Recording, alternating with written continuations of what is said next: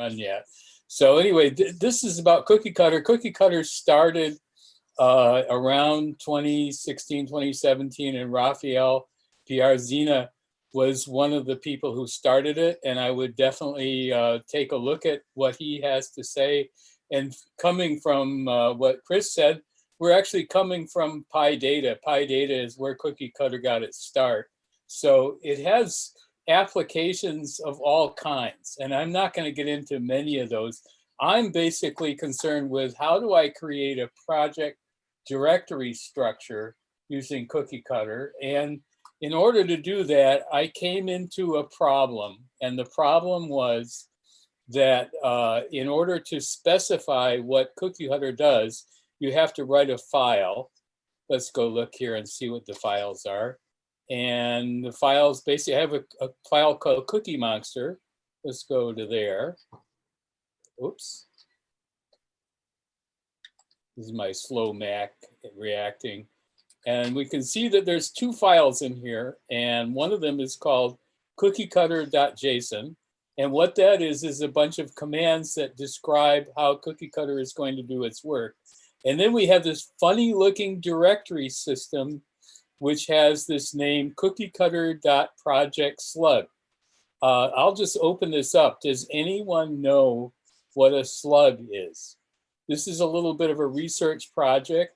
It won't be apparent immediately to figure out what a slug is. And I figured out that a slug basically comes from good old linotype typesetting, and a slug was something that was used to space the type onto a page, so that when you were doing typesetting, a slug is what did that. There's a couple of other meanings, but in this case, a slug is actually what that means is the output directory. Why they didn't call it the output directory, I have no idea. But maybe it's because it comes from old Europe, which is where they did this old typesetting or something. I don't really know. But anyway, if we look in here, we can see, let's see, LESS cookie. We can see that there's a bunch of names and values. And these names basically are specified and then used. And you can see that app name is going to be used right here. And we could use port. We're not using any of this stuff. This is kind of the example things that they put in here so that you know what it is that you're dealing with when you start a project up. And I've made them the names a little shorter so that people can follow what's going on. And what this basically is going to do, let's look at this directory structure again here. I think I can do this. Yeah. Oops, no, I can't. The tree. I think it's like that and then this. Yeah, okay, so this is the directory structure we're going to create. And you can see that there are funny names in different places here where we've set up values that are going to be substituted, and then these will be moved into a new version of this directory structure with those values. And so we've got a value called Cookiecutter name, we have a Cookiecutter app name, and what I'm doing here actually is I'm setting this thing up so that I can run different kinds of tests. So I have a Jupyter file in here called numba test, and what that does is it runs numba over an algorithm to see how fast it runs. And so I'm setting up a directory structure to be able to run tests, and then I've got some interactive material here. And one of the things I noticed is that we don't have a good name in our Python vocabulary for where do we put the Jupyter files. You know, we have source, that's pretty obvious. We have test. We don't have a place to put Jupyter files. I used to play something called POC, proof of concept. And unfortunately, project managers don't always recognize that as important. But if you're trying to capture concepts that you're going to build something from, it's good to have them in one place. So, and they're not really tests, they're really code that's going to become part of an application. So I just put them in a special place. I didn't put it in here, but basically that's the idea. So in order to run this, it actually looks at the directory structure, and the directory in this case is called Cookie Monster, and I just run Cookiecutter Cookie Monster, and it will then ask me questions. You don't have to do this interaction, but this is kind of typical. If you don't tell it not to, what it will do. So I'm going to call this Indie 1, and we're going to call it number 2 or something like that. And this is where it will put the output in. We don't have to call it this, we could just call it output. And there's some other values we can put in, and then it runs, and that's it. Now, if we look here, and we will see there's something called output. And if we go into that,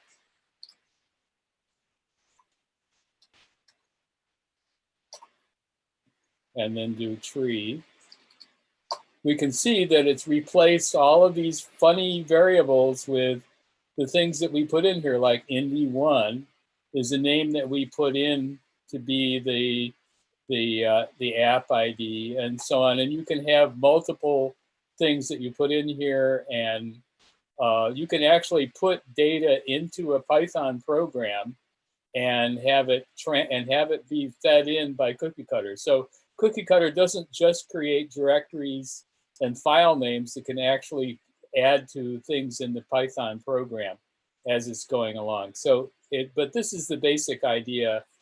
There's one thing that I would caution, and that is the slug. If you don't specify a slug, the chances are that this won't run right at all. And that's something that I had to find by trial and error. I mean, there was very little information about Cookiecutter out there to say, okay, this is the way you make it work. And I simply couldn't find that. I had to, it was like remembering back when there wasn't an internet and there wasn't a Stack Overflow and you had to figure out what was going on. And I started looking at things, well, the output from Cookiecutter runs through the OS module in Python. And if I know a little bit about that, maybe I can figure it out. But I was getting all kinds of error codes because that slug thing wasn't there. Let me go back to that so that you can see it again. Let's see, cd. And then I would definitely look at this and pay attention to this thing. If you missing this line, it won't run. I don't know how many languages you've ever worked with where there's one line of code, and if it isn't there, it won't work. And here I've just used lower to erase all of the uppercase characters. The word slug also means a lowercase thing with underscores in it. For some reason, that's probably what they meant by this. But if anybody finds out what that is, please let me know. I'd be happy to hear from you. And that's about all I have with it. Anybody have any other questions? Other than I would definitely go and see take a look at this guy's talk. There is another guy, Audrey Federoy,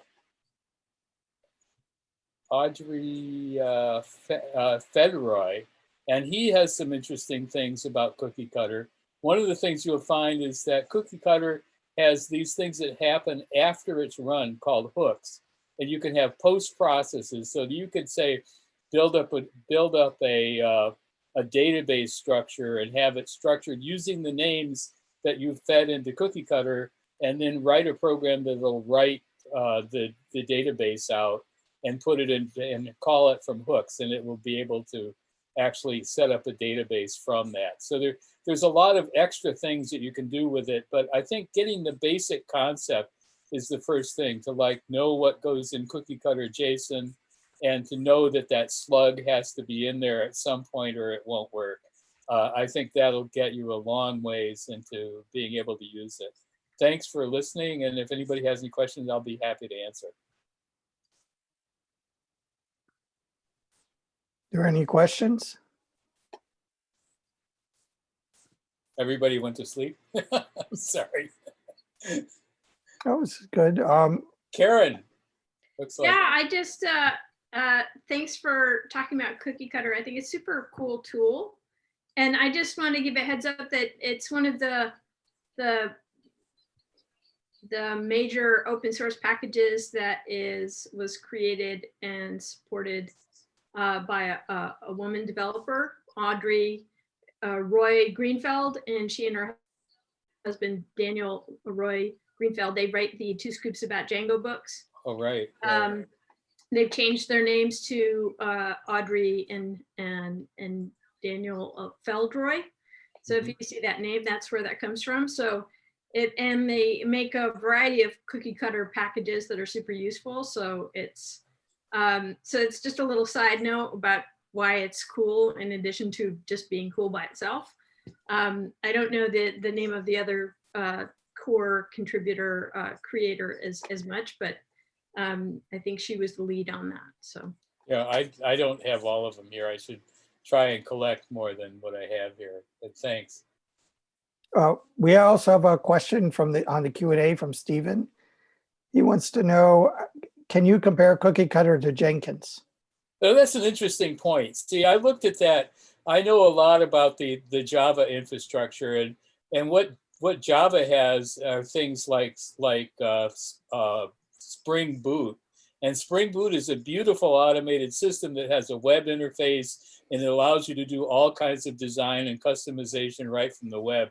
And in Python, we have pip, and we have things like Anaconda, which are different. And this kind of adds to that ability that it doesn't really match up to what pip does.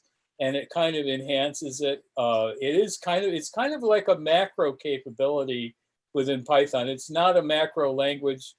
I've been waiting for the macro language to arrive for now 8 or 10 years, and it just isn't going to happen, I guess. But this is a good start, so maybe we can encourage more macro capabilities because this could save people a lot of time if they have to set up the same kind of project over and over, and somebody says, well, we want one with a source directory. No, we want one with a different kind of directory structure because it's going to use PyTest and this one's going to use unit test. And so it's nice to have that ability to customize things, and you could actually build that kind of thing into a product this way. Right, thanks. So we have another question. This is, how is Cookiecutter different from duplicating a directory? It actually doesn't have to duplicate a directory. I use it for that, but it's not really all intended for doing that. For my purposes, that was important, and for other people's purposes, they might not want to do that. There's a lot of other uses for it. You can look online, and there's a lot of people who've made cookie cutter tools. But yeah, I think you could think of it as, I've got a directory set up that I want to customize and replicate, and that's a large portion of what I'm looking at using for.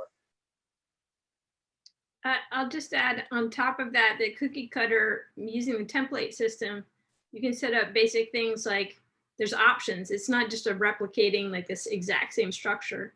If you look at some of the Cookiecutter templates, there's Cookiecutter Django plus other things. Mm-hmm. And then that allows you to customize. You can kind of bootstrap your project and get your Python, back end and your, front end, and set it up all the configuration place so it can connect to Postgres or whichever database. And what you didn't see in this demo is that you can choose different options at every level, like not just what things are called. You can specify the version of the database, or what kind of database, what version of the database. Do you want to use Mailgun? Do you not want to use Mailgun? So there's pretty rich options in the community, as well as something basic where you just want to do the same thing again. You could create a cookie cutter package, or you can use somebody else's to bootstrap your own project. Yeah, in the example, they give you a port setup, so you can translate say that, okay, I want to have MySQL, I want to have PostgreSQL. They run on different ports. They're different. There are different subsystems that have to hook them up. So you could add that kind of customization in. And just to tie on, Jenkins is a little bit more like Travis and Circle CI, in my opinion. I don't know if other people have other things to say about it than what this tool is doing in terms of bootstrapping a project.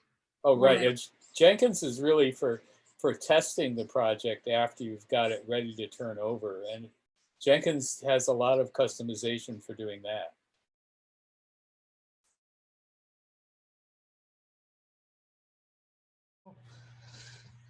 Hi, everybody. Thank you. My name is Moshe Zadka. My website is corporatism.com, where you can find every way of reaching me known to humankind. And today I'm going to talk about MonkeyType, or how you can get monkeys to write your typings for you. I want to start with an acknowledgement of country. I live in the city of Belmont, which is on the ancestral homeland of the Ramaytush Ohlone people. So I'm not sure how familiar people are with Python typings in general, so I want to start with giving some context. And the biggest context I can give for Python typings is that we've always had them since like the 152 days. We've had Python typings.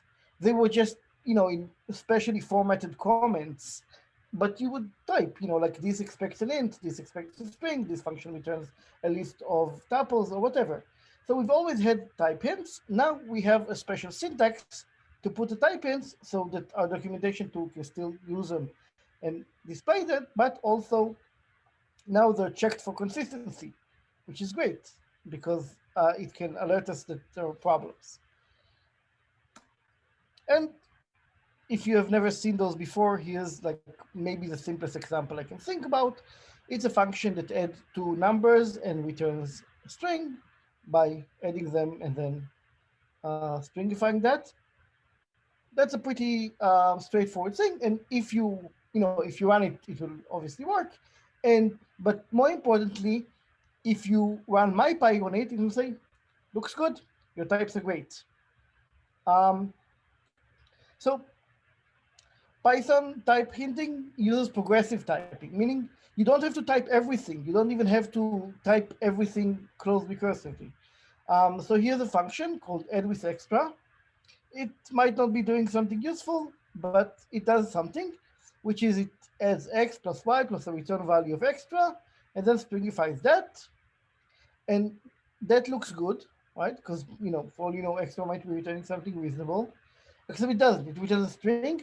And if you try to add a string to a float, that gives a type error. So this function has a type problem. But MyPy will say, this looks good because I know what extra returns. So you probably know better than me.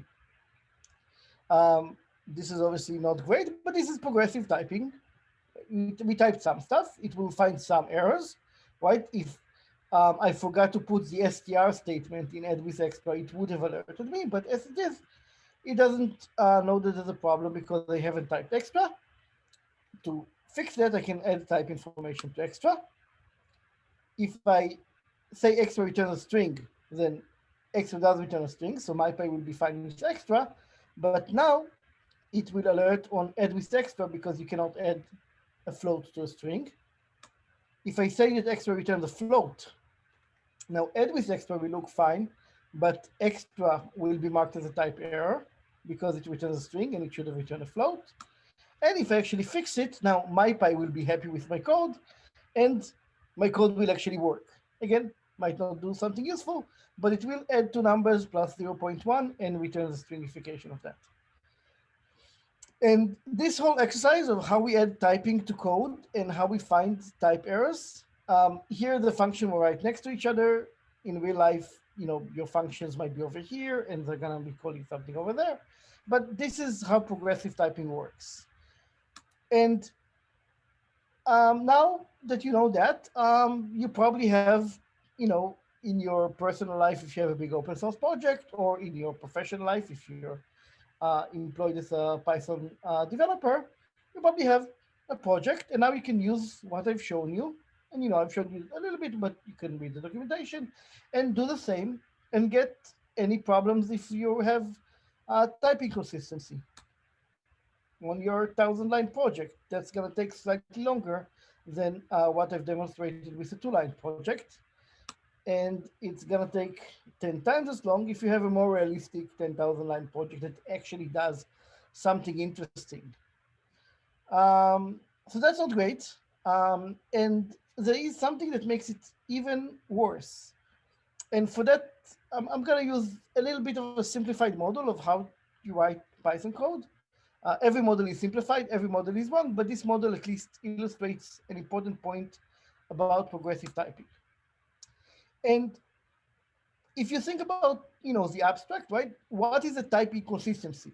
It means there's code here that expects a type, and there's code here that generates a value with a wrong type, and together they don't work.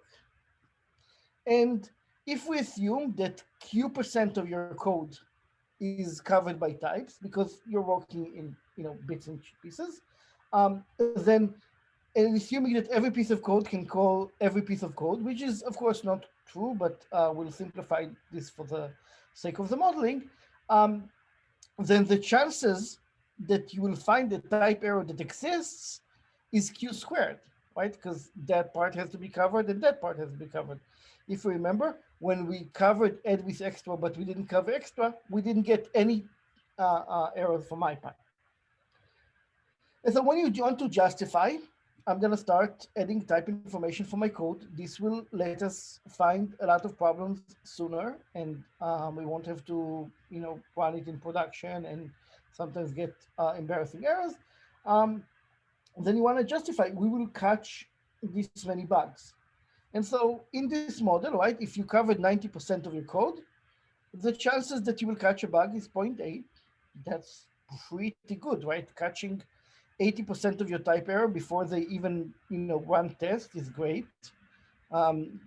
Checking types is usually a lot faster. So this is a huge win, but for that you have to cover 90% of your code. When you're at the halfway mark, right, when you cover 90% of the code, you're pretty much done. When you're at the halfway mark, the chances that a bug will be cut is 25%, which means that you get a 25% reduction of bugs. Sounds nice, but you had to work pretty hard. You had to cover 50% of your code. But still, 25% reduction in bugs, great. You can probably sell that. But you start at the beginning, right? Step by step. And when you're 20% of the way through, which is a lot, right? If you have a 10,000 line project, you're covering 2,000 lines. That is a significant engineering time investment. You get a 4% reduction in bugs. And it's very hard to make a case to management or even to yourself if it's your own project. This is definitely a good use of my limited time. And all our time is limited. So this is kind of the chicken and egg problem of progressive typing. The benefit comes at the end, but most of the work comes at the beginning. Once you're like most of the way through, you get a huge benefit. But for most of your journey, it's an unpleasant journey. You work hard and you don't get anything out of it. So this is not great. And a lot of people were frustrated with that. Right? Then I want to know that this is not the case if you're starting out writing code with type-ins, right? If you start out writing code with type-ins, you're always at the 100% mark because you just make that effort when you write new code. It's commensurate and you get. But most of us already have big code bases, and this is a challenge for progressive type checking. And even if you decide you do have the time, how do you know what the types are actually supposed to be? Okay, fine. You look at the code, and you can trust the comments, but they're probably wrong if they're there. You can trust the docs, which are probably a bit more trustworthy, but especially for internal projects, are very, very non-comprehensive. And Python is duck type. Just because you do a plus doesn't mean it's a number, right? Maybe it's expecting something else. And figuring out what types this function actually exists. If you're the original person who wrote it, you probably know what your original intent. But when you're diving into your code that you're maintaining, you probably didn't write the majority of it. So this is again a frustrating thing. So how do we add types to code, right? Because it will come in useful, but it's a very frustrating experience. And so we turn to the 17th century father of empiricism, Francis Bacon. And I always try to like find the exact quotation he made, and it's impossible because as much as we owe a lot of our kind of empirical thinking to Francis Bacon, he always wrote in these like long, cumbersome sentences. There's no like to distill what I have on this slide. The only way to gain knowledge is to interact with the world. You basically have to distill a couple of paragraphs of his to like one succinct quotation. So this is not a quotation of Francis Bacon, but this is a summary of the message he gave us that is still guiding much of our world today.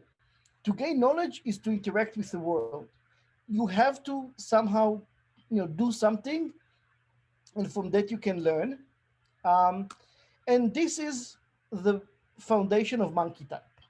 MonkeyType is instrumentation for types. Like profiling is instrumentation for performance, right? You run your code with something that kind of remembers how much it ran, and then gives you enough details to figure out performance. MonkeyType is the same thing. It's instrumentation, but instead of measuring performance, it measures types. Like any kind of instrumentation, it will slow down your code because it has to do something as your code is running. However, now you have actual data. You have interacted with the world. You have run your code. You can see what types are there. So this sounds pretty good. And you can probably run MonkeyType on some of your production machines because like Facebook, you probably have millions of servers running the same code. So if you just take 10 of those and run MonkeyType, no one will ever notice the slowdown. But however, some of you might not be working for a company that like Facebook has millions of servers, right? Where I currently work, some services have a lot, some services, run with a redundancy of 10 because that's all they need. And in my previous company, we were a startup. We actually had very, very little traffic because we're kind of a high value startup marketing to enterprise. So some of our services run with a redundancy of 2. I install MonkeyType on that. My P50 latency goes in the garbage. Clearly not a great thing. So Facebook wrote the original MonkeyType. They are absolutely fine running it in production on a tiny fraction of their machines, which is still probably more redundancy than you have servers together in all your infrastructure, unless you work for Google. So this is probably not a good fit for you, right? It's kind of scary, right? You're basically sacrificing performance on some of your machines to instrument types. That's might be not very safe to do. So let's go back to the drawing board. You still don't want to write all the types yourself. You still want to interact with the world to learn types, but running it in production is a bit scary. Yes, maybe you have a staging environment that you can maybe run it and then get something to, it's often more trouble than it's worth, but that gives us an idea. You have another environment. You have a test suite. And a test suite is a good friend, right? It runs through all your code. I hope so. If you have code that your test suite does not run through all of it, or at least through all the parts that are marked Pragma no cover because you thought very carefully and decided the return investment for writing tester is not worth it. You should be writing more tests probably, but your test would run through, hopefully a lot of your code at least, if you're at all responsible. It runs through it over and over, right? You probably run it whenever you make a significant code change. And it runs it on many different machines, right? It will run it in CI, which means it will run it on a bunch of CI workers, right? You already have, that infrastructure really well laid out. And not just that, tests are carefully designed, right, to cover the common cases, to cover the corner cases. One weird downside of using tests for that is that tests are sometimes designed to test weird cases to see how your code fails. So they might send some type that is not supposed to be sent. But in general, your tests are gonna, give your code a good workout. So what we can do, and your tests are also really well isolated, right? If you run your tests under MonkeyType and somehow things go wrong, you've not lost anything, right? You've lost a little bit of your time. So this seems like tests and MonkeyType are like a match made in heaven. So how would you actually go through that? And this is kind of like my little MonkeyType for test tutorial. So this is how I do things. Different people, I don't think there's a standard for that. This is how I found like the easiest way. It has a few tricks. And the first trick is that probably most of you use talks to run your tests. So let's run your test normally, right? No MonkeyType involved. Talks -e, py38 or py38 test or whatever you call your main testing one. So hopefully that succeeds because your code, you checked out your main branch of the code and your tests run on it. So this finishes with success, but it has a side effect. Because what Tox does is it builds the virtual environment in which to run your tests. The goal of this was not to run the test. The goal of this was to get Tox to create a virtual environment for me, which is exactly the virtual environment in which the tests run, and to check that it actually did it correctly. Now I can go into this virtual environment, install MonkeyType in it, and then just run the test suite again, right? You can literally look in Toxa and see how it runs. So MonkeyType run works a lot like coverage run. So you can probably copy paste whatever you use for coverage, but if not, you can just devise. It has a -m, which is the way I like to run the unit test. Just in general, this is good. It's exactly like Python -m, right? So it looks for module, and we're using a test runner called Virtue. If you're using PyTest, PyTest also works with -m. So MonkeyType run -m PyTest will also work. This specific package was using Virtue, which is a pretty cool test runner that I like. And regret was where to find the tests, because this package was called regret, and the tests are under the package itself. In this case, if you have your test in a specialized test directory, this will be tests. This is basically the same command line you would give to PyTest, except instead of Python, you type MonkeyType run and then -m. And if you already were running it with coverage, instead of coverage, you would just type MonkeyType. So that's it. We're gonna run the tests. They're gonna take a bit longer because they're instrumented, but eventually they will finish successfully because we already checked that they finished successfully. And then we tell the monkey, okay, look for the data that you've generated, because instrumentation just generates data. It does not generate types yet. It just records the types that were sent in different steps and creates stubs for regrets. Now, of course, you don't want stub files. This is just the first step. After it creates stubs, tell it, okay, now apply them to specific Python module. In my case, I applied to regret._API because that was where the interesting code existed. And that's it. It writes the code. So I don't know about you. I am a very cautious person. I do not trust human people to write code correctly, right? I will review my colleagues' code. I will definitely have my colleagues review my code.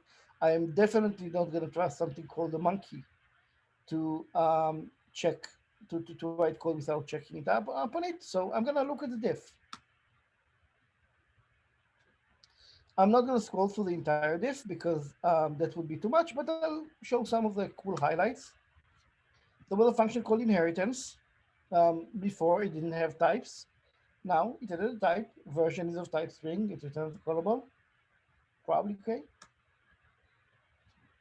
There was another function called callable, and that really had a lot of types, right? Version is now string, and replacement is callable, and removal date is date. Then there is string, that's callable. Again, looks legit. It looks like this is probably okay, right? Like everything makes sense. Again, I know what the code is designed to do, so it is consistent with the goals of the original code. And now comes the best part, that you can take credit from the monkey, because the monkey is a robot and it does not care about credit. So you can create a branch. You can put in the message that you did it all by yourself, and get credit for your hard, non-existing work. You open a PR, good to go. You have added types to your code. So this is great. You open the PR, you took credit. Eventually, you'll get it approved. You'll merge it, and now your code has types. And again, it might not cover everything, but it will get you started. And like I said, the most important part in types is like that the first parts of the journey are very frustrating. So this will get you past the first few parts of the journey. Some caveats. MonkeyType really, really, really doesn't like circular imports. It will break colossally intentionally, and it will not break colossally intentionally. It's like, you have circular imports here. I'm not going to touch this code. There are good reasons not to support circular imports. Circular imports are bad, but they're everywhere. It's very easy to make a circular import in Python. People do them. So probably before you use MonkeyType on any significant code, you'll be working a little bit to remove the circular imports. This is a lot less work than adding types, and it's also positive work because you should probably figure out how to arrange your modules as a dependency graph that is direct and acyclic and not has cycles. Probably the things Python has to do to support your circular imports are pretty bad, and you really don't want to use them. You do want to get rid of circular imports. The other challenge is that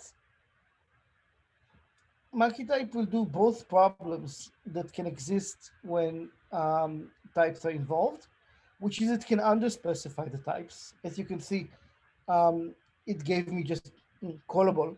I know with which parameters. You can specify types more specifically. And of course, it can overspecify. For example, if in your test suite, you only call some functions with a socket and never with an SSL socket, then even though this function is maybe running with SSL socket in production, but you didn't think it was interesting enough for your test to do that because it didn't do anything interesting with an SSL socket and it was simpler to write the test this way, then it will just do that. It will say this expects a socket and then give you a type error in your bigger project. So this can happen. Sorry. This can happen, and that's fine. The types it gives you are just like a first blueprint. You can change them, and you can change them later if they make sense. So, but it is worth to keep it in mind that when MonkeyType writes the types for you, it can looks like this. So a big uptick at the end, but a very, very slow start. You should already have tests. And with your tests and with MonkeyType, you can get a leg up, especially on the annoying parts of the square function where it's a lot of work for very little gain. So that's it. I'm gonna check if there's any Q&A now. Let's see. I don't see Q&A, but I do see some stuff in the chat. So let's. Anyone have questions? I don't see. Yeah, yeah. If anyone has questions, please put them in the Q&A and or in the chat, and I will look at them. Oh, I see a question. Let's see. Can we get a copy of your slide? Yes. I will send a link to Jeff, who will send it to the BayPiggies list of the slides. They are they're not public yet on GitHub, but I will make them public and then send a link. Great. I'll get them out to everyone then. Okay. Another question. Let's see. On a new project, would you recommend using types on all variables? I would at least recommend using types on your functions, and again, like you were probably already doing that. You will you know, usually when I write code, I put that stuff in the doc string, right? Especially like for my public API. Definitely for the types you're going to write anyway, write them as type hints. Whether you want it all throughout the types, you know, I would check to see kind of like I like doing that, but it's up to you to see whether the ROI is there for you.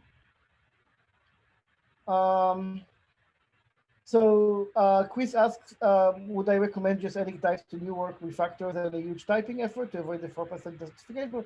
The problem is that even adding types to the new work is hard to justify, because again, like you only get the benefit when two parts that you have types. So what I recommend on a larger project is start with MonkeyType. Take out the circular imports, take the MonkeyType.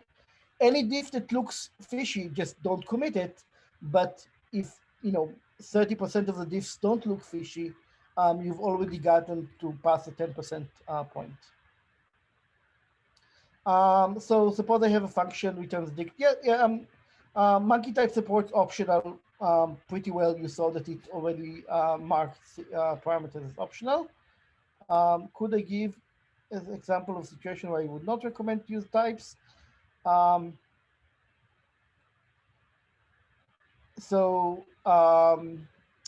don't think there's any example I would recommend not putting decent type hints, at least in functions. Again, if you're writing, really throwaway code, probably not a great use of your time. Will MonkeyType fix existing annotation? That is actually a good question. I am not sure. And Richard is asking if there is a tool to solve circular library references. I am not familiar with any tool that helps fix it automatically. Although MonkeyType does find them, so at least you can use it to figure out if there are circular imports and then fix them. On the other hand, usually fixing them ends up being pretty straightforward. You end up having to have an explicit like base or common or something like that, where like you put the common stuff in.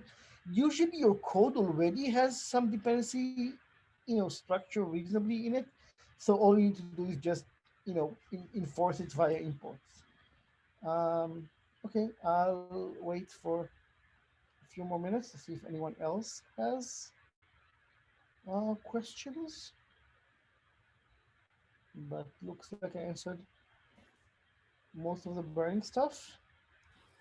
So I have a question. Yeah. It's Jeff.